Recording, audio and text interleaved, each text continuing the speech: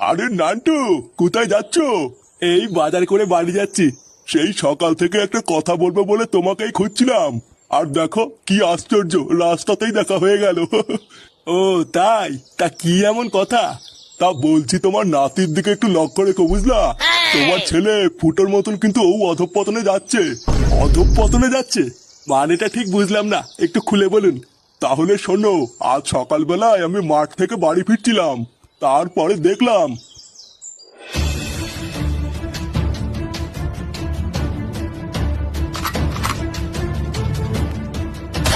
কি? ফাটা আম বাগানে বসে বসে একটা ছেলের সাথে বিড়ি খাচ্ছিল? হ্যাঁ গো নান্টু, আমি নিজের চোখে দেখেছি।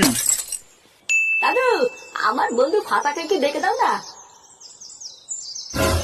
ও বুঝেছি, ওই খানকির ছেলেটাই তার মানে ছিল।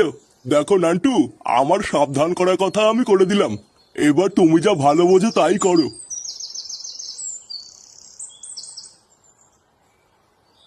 তার মানে জল এত দূর আগিয়ে গেছে? দাঁড়া, এর একটা ব্যবস্থা করতে হবে।